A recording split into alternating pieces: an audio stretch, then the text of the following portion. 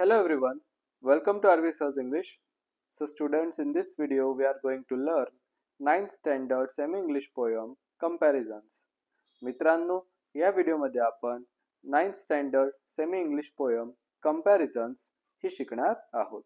Let's get started. मित्रांनो, comparisons म्हणजे तुलना. या पोएम मध्ये बऱ्याच गोष्टींची एकमेकांसोबत तुलना केलेली आहे.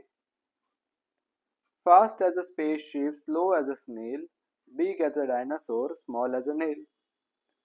फास्ट म्हणजे काय तर गतिमान, स्पेसशिप म्हणजे अवकाशयान, एखाद्या अवकाशयानासारखं गतिमान, तर स्लो ॲज अ स्नेल म्हणजे गोगलगाईप्रमाणे हळू. Big as a dinosaur, small as a nail, dinosaur प्रमाणे बिग मोठं, आणि नेल म्हणजे नखा एवढं छोटं. Fierce as a tiger, gentle as a lamb, sour as a lemon, sweet as a jam. Tiger म्हणजे वाघाप्रमाणे भयंकर, fierce, gentle as a lamb आणि मेंढीप्रमाणे नाजूक किंवा gentle. Sour as a lemon म्हणजे लिंबाप्रमाणे सोअर, सोअर म्हणजे आंबट, आणि स्वीट ॲज अ जॅम आणि जॅम प्रमाणे स्वीट म्हणजे गोड. Dry as the desert, wet as the sea, square as the house, round as a pea. Desert म्हणजे वाळवंटासारखं कोरडं, आणि वेट ॲज अ सी आणि समुद्राप्रमाणे ओलं.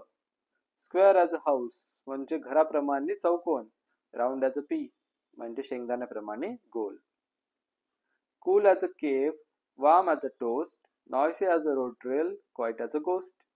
एखाद्या केव प्रमाणे, एखाद्या गुहेप्रमाणे थंड, आणि टोस्ट प्रमाणे वार्म म्हणजे गरम. Noisy as a road rail, road rail प्रमाणे नॉयसी आवाज करणारं कर्कश, आणि गोस्ट म्हणजे भूताप्रमाणे क्वाईट म्हणजे शांत. Strong as an ox, weak as a kitten, hard as a rock, soft as a mitten. Strong as an ox, ox म्हणजे बैल, बैलाप्रमाणे स्ट्रॉंग मजबूत ताकदवर, आणि वीक ॲज अ किटन आणि माणसाच्या पिल्लाप्रमाणे वीक म्हणजे अशक्त कमजोर. हार्ड ॲज अ रॉक, दगडाप्रमाणे टणक कडक. सॉफ्ट ॲज अ मिटन आणि लोकरीप्रमाणे अतिशय मऊ. Dark as a tunnel, light as the moon, night time, midnight, day time, Noon. Dark as a tunnel, tunnel प्रमाणे डार्क म्हणजे अंधार, टनल म्हणजे बोगदा, बोगद्याप्रमाणे अंधार, आणि लाईट ॲज अ मून आणि चंद्राप्रमाणे प्रकाशमान. Night time, midnight, day time, noon. रात्रीच्या वेळी मिडनाईट, दिवसाच्या वेळी नून म्हणजे दुपार. Tall as a giant, short as an elf, crooked as a mountain path, straight as a shelf. Tall as a giant म्हणजे राक्षसाप्रमाणे उंच, शॉर्ट ॲज अन एल्फ म्हणजे छोट्याशा परीप्रमाणे बुटकं. Crooked as a mountain path, mountain म्हणजे पर्वत, आणि पर्वतावरील जसे रस्ते असतात वळणावळणाचे, त्याप्रमाणे वळणाचं क्रुक्ड. आणि स्ट्रेट ॲज अ शेल्फ, आणि शेल्फ प्रमाणे अलमारीप्रमाणे सरळ straight. The world is full of opposite, so think of some yourself. अशा प्रकारे हे जग, पोएट म्हणतात की पूर्णपणे अपोजिट्स म्हणजे विरुद्ध गोष्टींनी भरलेलं आहे, आणि तुम्ही सुद्धा स्वतः अशा काही गोष्टी शोधा, असं यांनी शेवटी म्हटलेलं आहे.